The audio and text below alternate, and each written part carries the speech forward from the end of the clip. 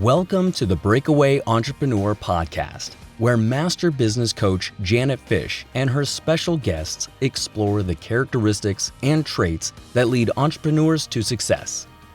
Get ready for real conversations of what it takes to overcome real challenges and break away from your competition. Here's your host, Janet Fish. Thank you, Ben. I've been in contact with a number of people in the last few weeks, and I keep hearing the same thing. These are people who have been furloughed or they're out of work. They're worried about their jobs. It's been almost a year, and there is a good chance that their jobs may never come back. And so I understand that. And if you're one of those people, you are definitely not alone. If you've ever considered starting your own business, I'm here to help you. I've helped over 1,000 clients build successful businesses with my proven step-by-step process.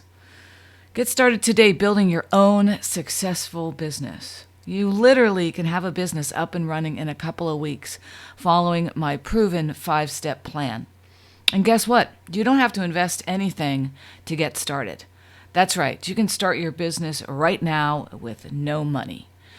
Go to www.breakawaybusinesscoaching.com/5steps right now. What have you got to lose? It's completely free. My special guest this week is Laura Michelle Powers. She's a celebrity psychic, author, speaker, fellow podcaster, among many other things. In this episode, we talk about how to use media to build your business, the difference between social media and media, a.k.a. PR, public relations, how to publish a book, self-publish a book, how to be a good podcast guest, why you should write a book, and how it takes a village. I hope you enjoy our chat. All right, welcome Breakaway Entrepreneurs. This week, my special guest is Laura Michelle Powers. I'm so much looking forward to chatting with you today, Laura. How you doing? I'm doing great. Thanks for having me. Great. I'm going to read your bio because I want people to know who you are, and you are quite the impressive lady, so let me get to it. Thank you. Laura is an entertainer, celebrity psychic, actress, model, host, singer, writer, and speaker. She is the host of the popular film and television podcast Behind the Scenes with Laura Powers and her top 100 podcast on Apple Podcasts, Healing Powers Podcast. She is the author of 8 books and is editing 2 other books, so I can't wait to hear about that. She travels full-time for clients, for television and other media appointments, and sometimes just for the love of traveling. I bet you're a little stymied these days. We can chat about that too. Because I'm obviously not traveling as much right now, but still traveling more than the average person, I would say. Yeah, and we'll talk about that because I always want to talk a little bit about how we've had to adjust our businesses for the current environment. Laura has been featured on several television channels and networks, including BuzzFeed, NBC, ABC, CBS, Fox, the CW, the Jet Set, and many others. So you are just all over it. I love it. And I want to start with this. She was recently interviewed by Will Ferrell on his podcast, the Ron Burgundy Podcast. So, talk about that. How did that happen? And tell us a little bit about your experiences with Will. Sure. So that is a show that you don't pitch. At least I don't believe it. That's probably how most people get on there. They literally reached out and invited me to be on the show. And I really credit my track record in media. I have, a reel, I have on my media page, I have all the media that I've done. And they invited me on the show. And I asked the producer who I was working with, about their process. And she told me she spent several hours on my website before she reached out to me. So that's one thing I like to share with people, especially entrepreneurs, in regards to if they're interested in media, if they're interested in growing their business, really make sure your website is good, really represents you. And that if you have had media, that it's really clear on there that you do, because I know they wanted to make sure they had someone that wouldn't choke when they were on, because there were 8 people in the studio. There was no prep, meaning it was cold because it was, him and I reacting off of each other. It was unscripted.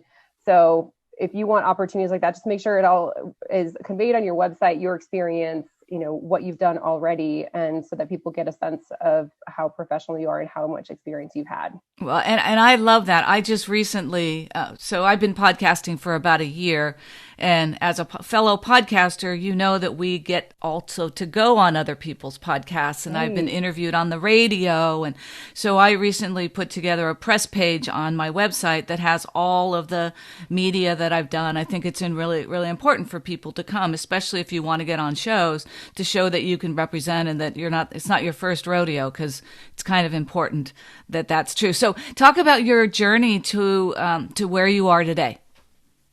Yeah, so I have had kind of a strange journey. So ever since I was little, I've seen and sensed ghosts.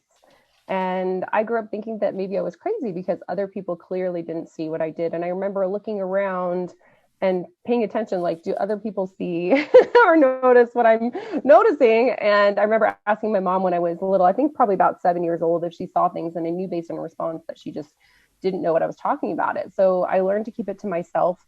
I was also a very creative child, growing up. And I think a lot of creatives also have psychic and intuitive abilities, whether they recognize it or not. So fast forward many years, I tried to block it out as best as I could. I did have one experience that really changed my perspective. A family friend described a ghost that I'd seen but never told anyone about. So that was the moment when I was like, wow, I guess I'm not crazy if he can see it too. And that was comforting, but also scary at the time because I didn't really have teachers in my life. It was a different time as it relates to the internet. It's so much easier to find teachers, to find information on this stuff now. So I tried to block it out and fast forward many years, and I ended up in a very bad place in my life. This kind of came to a head for me during the recession, and I was unemployed recently due to the recession. I was in a bad marriage. I was physically ill. I was on sleeping pills. I didn't have any money. Like, everything was terrible, right? Everything you want to be good was bad. So I went to a psychic because I was just really lost about my whole situation. And she, without me telling her, of course, said, when you blocked out your abilities, you blocked out your intuition. You need to open back up. She told me about angels. I invited angels into my life. I had this immediately, like, this incredible angelic visitation experience. I completely did a turnaround, started taking psychic and intuitive classes. As a part of that process, I would do practice readings for people. People started to say, wow, you're really good at this. It just became an area that I was clearly being guided to go into. And to give people some perspective, I was working in government and politics before this.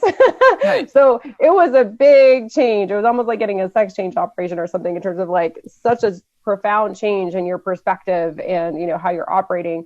But the more I leaned into it, the better things turned out for me. And I got the message right away to focus on media and also to write a book and start writing. So those are two things that I started to do right away and very quickly had success. So those are some of the things that I teach people: how to get a book out into the world, how to book media, how to podcast. And my most recent book, How to Rock Your Podcast, How to Launch, Grow, and Monetize Your Show, is all about that because, I've seen what it's done for me. It has led to me having experiences like being on Will Ferrell's show, being on television, working with celebrity clients, and not just, celebrity is fun to work with, but also just very high caliber clients that pay me well, that really respect me, my work. And if I can do it as a psychic, which is a really weird business, and since it's really not a traditional business, you can do it really doing just about anything. So that's what I like to teach people. And also you can make a good living. There's a lot of, I think, poor messaging about you have to struggle and, nose to the grindstone and all these things. And I frankly don't believe that it's the case. If you do it smart and you learn, I think it is important to learn, to take classes, develop yourself, you can shift and grow very quickly. Yeah, and so I love that because what you do is not what most people do. It's a very unique industry, if you will.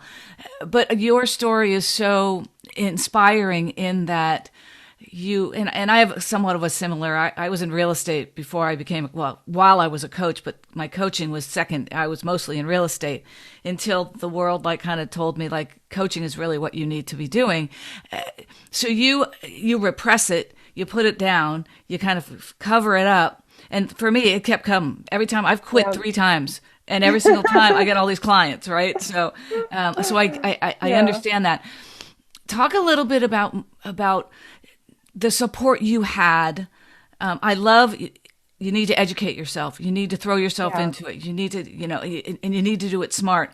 But talk a little bit about, were there people that other entrepreneurs, were there people in the industry? Like, I know you didn't do it alone because none of us can get where we are doing it alone. So talk a little bit, did other people or other factors have any kind of a way to help you get from 0 to, 1,000?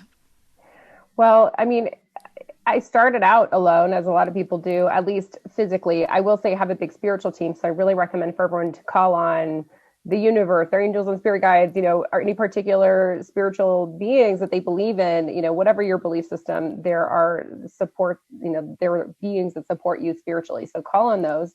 But yeah, no, I was really starting from scratch. Like I said, I didn't come from a family that's the thing. Most of the people in my family are like teachers or in the medical field. Like, this was way out of left field. And I know that a lot of people were actually kind of like trying to be nice to my face, but were kind of like, oh, you poor thing, you're so confused.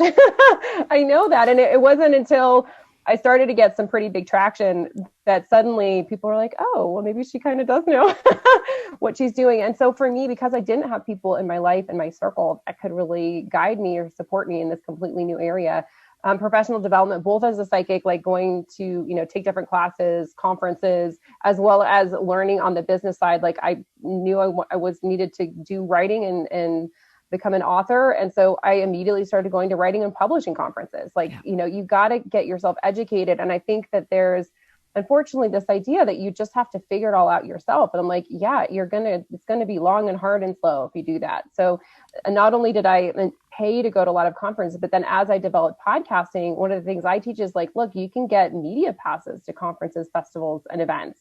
And then not only are you not paying for it, you're getting professional development, and you're probably making even stronger contacts, because if you're doing interviews, or sometimes you get access to like the front of a room, you get let in the room first in some of these big events as a media person, so you get like top access. And I remember, one of the conferences I attended, I literally had 2 episodes released. So I think a lot of people think you have to get really far along on your path before you start trying to get media access. I was like, nope, 2 episodes, bam, here's your $500 free conference, So however you're doing it, get mentors, get teachers, read just absorb all the information, and as much as you can to get in the room with people that are successful doing what you want to do. And so that could be podcasting, interviewing people that you're aspiring to be where they are. That's a great way to do it. Make that personal connection, going to conferences, taking classes, etc. And I love that. I met you because we are in the Pod Pals, right? We're in this group of podcasters. And yeah. I have learned more from other podcasters than, because I know that if I was doing it on my own, it would take me way, way, way longer. So I want to drill down on the book writing part. And that kind of falls into the bigger picture of media.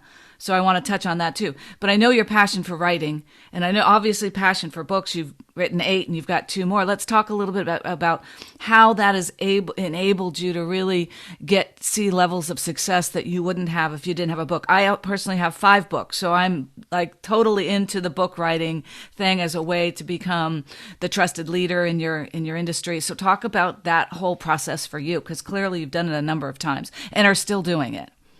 Yeah, it was one of those messages I got right away when I was brand new in my business. And it's funny, I had booked a talk at a local library about angels.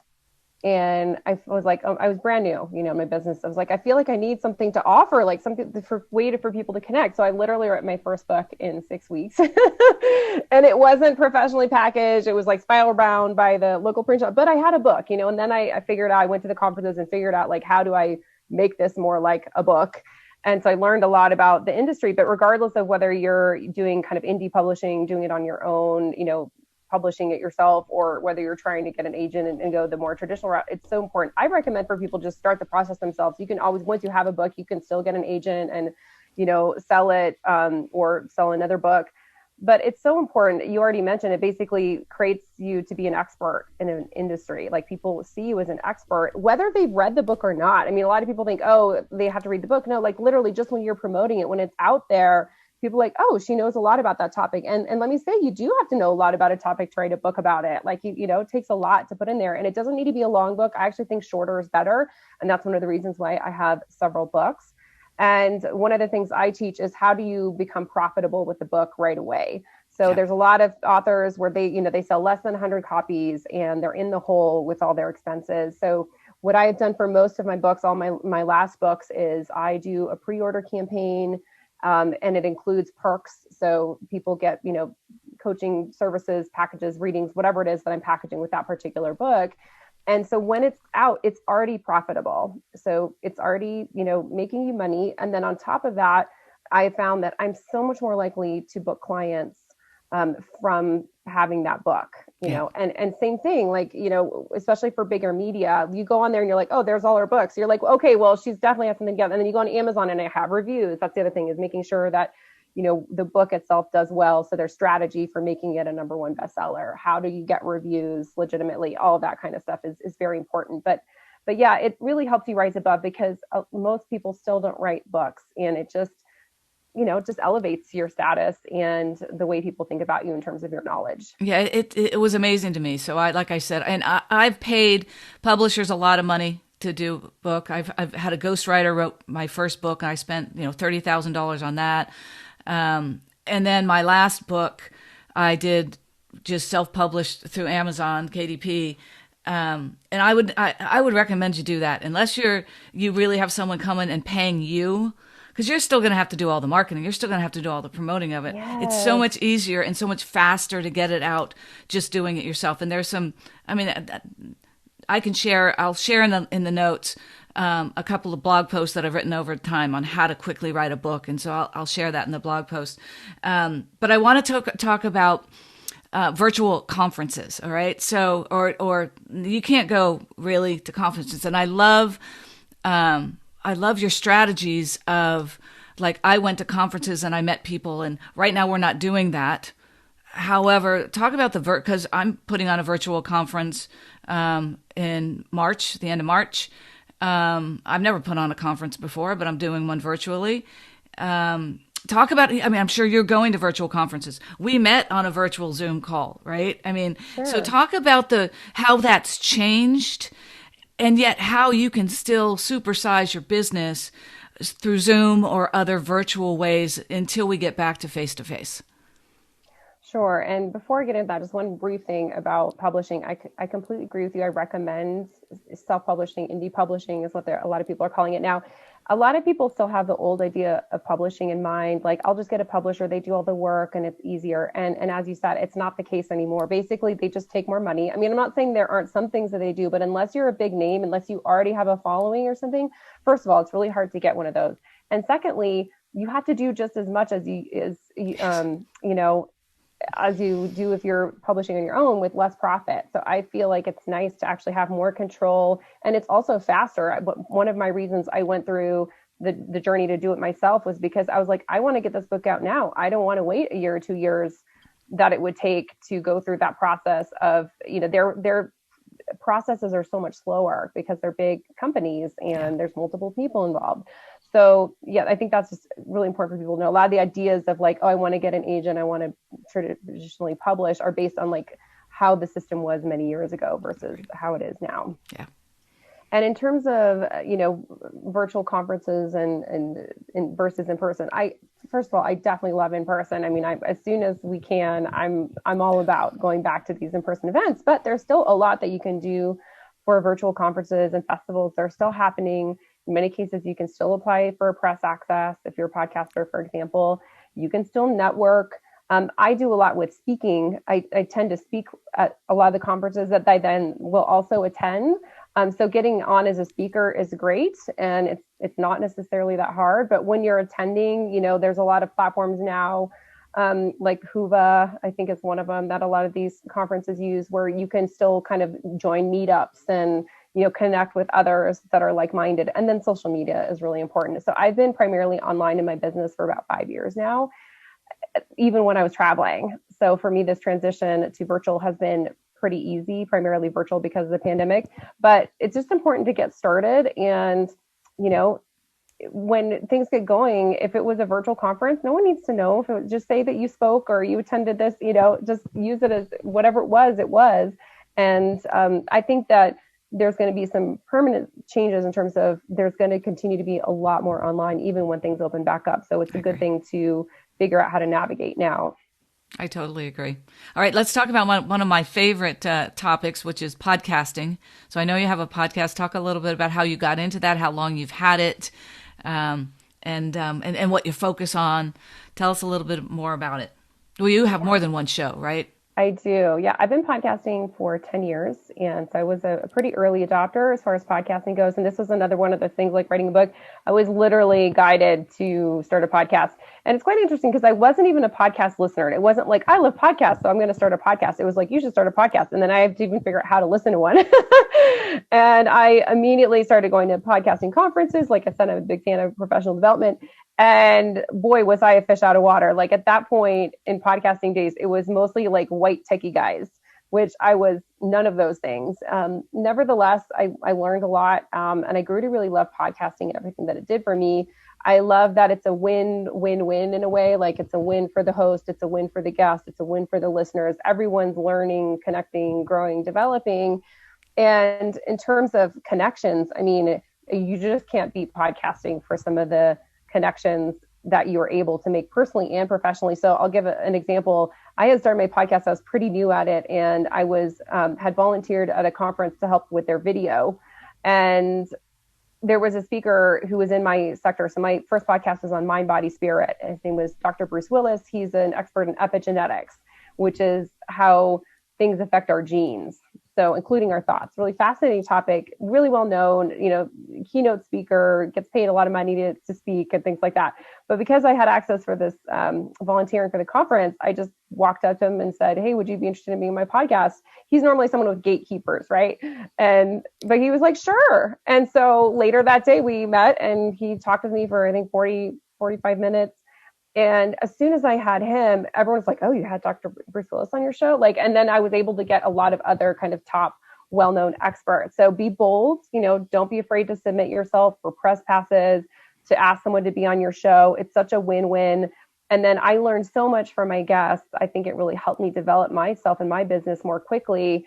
And it's really, I think the number one thing that's gotten me to be able to be where I am in my business with a multiple six-figure business, a team that helps me. And then as I grew to love podcasting, I started podcasts in areas I wanted to learn more about. So as I did for more film and television, I started a film and television podcast. I have a podcast for writers. So not all of my podcasts do I do as frequently. But yeah, I love it so much. And I really recommend if you're considering it, I'd say do it and don't wait. The sooner you get into it, the faster you'll see the results.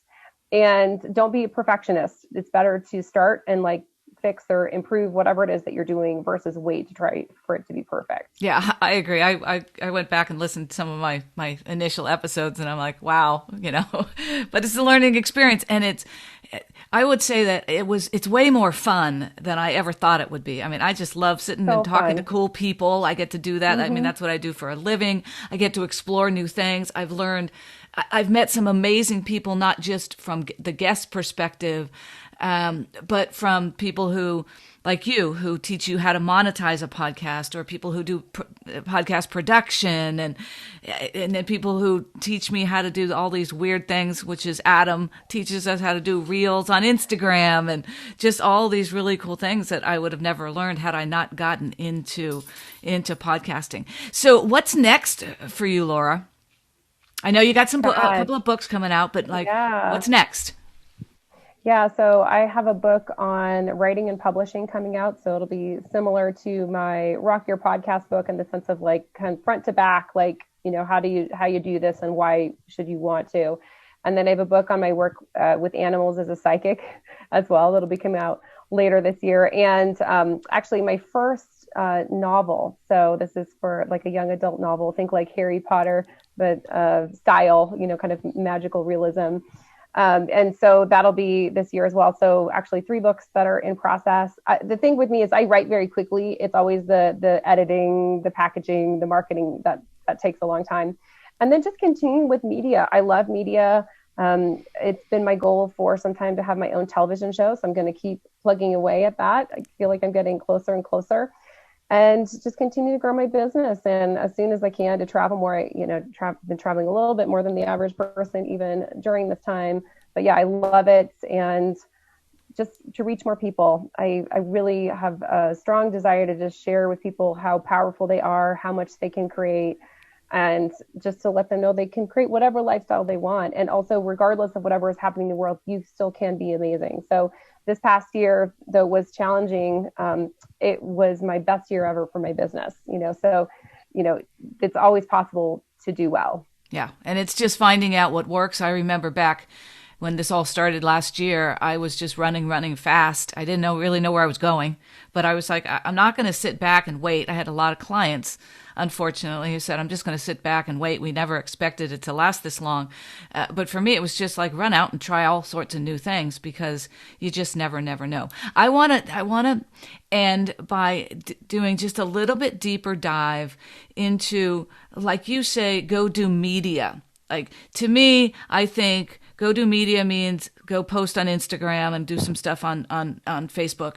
But you're really talking about not just that. You're talking about PR. Like, you're talking about how do I get on radio stations and podcasts, and how do I get people like Will Ferrell coming to me and saying, I want you on my podcast, or I want to interview you, or I want to get to know you better, or whatever. Talk a little bit about, because to me, I think that people think about media as posting on social media, but what you're talking about is much greater than that, and you have an expertise in that my listeners really want to hear.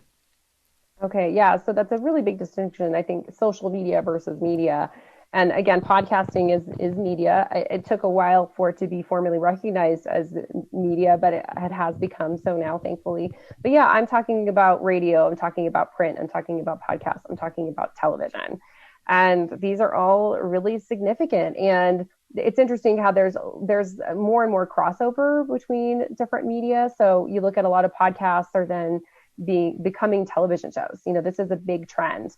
So another reason why I'm like, podcasting is amazing to be a guest. And also, if you want to be a guest on podcasts, one of the best ways is to host a podcast. It's just so much easier to book yourself if you have your own show. And it's so much easier to get on television and do these other things if you are a podcaster and have that experience. So this is one of the things I teach if you want to join one of my classes or do, private sessions on how to create this for yourself. But a few tips I'll give is make it really clear what you've done so far. Start wherever you are. So if that's podcasting, if you have any contacts in local media, do that. Create a reel, make it clear on your website what you've done. And when you're pitching, this is a big thing because you can pitch people to be on their shows or be featured. Make it really clear what you are offering. Too often people come and they're like, here's what I want. It's like, you need to present what it is that you are offering their audience, the host, the show. And that differs for podcasts than it does for television, but that theme is still the same. Like, what is it that you're offering? And then how are you relevant? What are your qualifications? And please do your research with pitching. I get so many bad pitches as a podcast host, and most of them, unfortunately, I just delete. Simply because I just don't have the time to respond. But do your research, take classes. I teach about it. And the other thing is you don't have to have like a big background to get media right away. One of my first media I got through following my tuition and just putting myself out there in the regional newspaper, full, 2-page story with a color photo, so it's not like you have to be this like guru already to get press. If you have a story, if you have something you can share, you can be in the media. But being in the media is so helpful for a business owner. It just really gives you credibility. There's some similar elements to the book, but your visibility is just much higher with media. And I literally have so many people that have been like, well, if you're good enough for Will Ferrell, you're good enough for me. Like, it's not just about the actual time. It's like literally what it does for you and your credibility, as a business owner, as an expert in a field. Yeah. And I would say what I see in my clients, I coach business owners, I coach entrepreneurs. And what I see more than anything is they don't do it because they don't think that they have a message that people want to hear. They don't do it because they're afraid people are going to say no. They don't do it because they're getting in their own way. And I say just freaking embrace it. Like, embrace your expertise, embrace who you are, embrace your knowledge, and don't be afraid to get out there and really be the person that's leading, be the person that is the voice. Absolutely. And I guarantee that wherever you are, you have someone that you can help. Something about your story is going to be helpful for someone. So it's just a matter of finding that target, demographic. And also, it's not like you have to jump to like a big show. In fact, I think it's great to, get practice building up. And there's, Facebook groups and things like that where you can get booked so easily. You literally can just do a profile for you want to be a guest on a particular topic.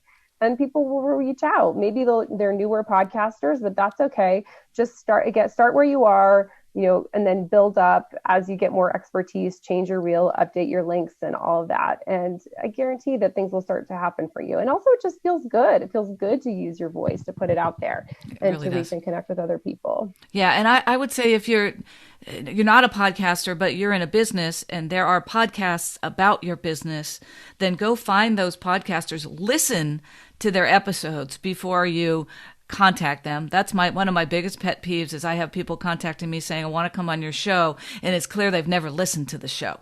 Like, at least give me the decency of listening to a couple of my podcast episodes before you ask to get on the show. So I'd say go find those shows and then go to them and say, I think I'd be a great guest on your show. Yeah, I think I'd be a great guest, but here's what I offer. Here's what I offer. Here's why. Here's why. Here's my past expertise if I have any. Here are my talking points. Here's like the things I can talk about. Hey, I'll write a review for you. I'll promote you to my newsletter. I'll do all the things that you would do, that, then, and do those things, of course, if you offer. But those are all important. And make sure you listen to the show, get the name right. I can't believe how many cut and paste jobbies I get where it's like, there's Stephanie, or whatever, just random name, where it's not even, for my show specifically. And just start from somewhere. But this is so important, especially for business, the financial piece. I think a lot of people they think of it as like, oh, it's one more thing to do. And I'm like, no, it is like the number one thing to do, in my opinion. Because as an example, so I have been on some big media and that gives credibility, it gives visibility, which is great. My BuzzFeed video had like 3 million views, just to give some perspective. Every time there's a particular show that I was on there, every television segment typically has about 2 million views. I mean, these are huge numbers, but that's great. I'm so glad I did those, but I get more business from podcasts. Yeah. I get more business from niche podcasts. There's one particular podcast. It's a like health show that I was on where I've gotten about 50K of bookings. Yeah.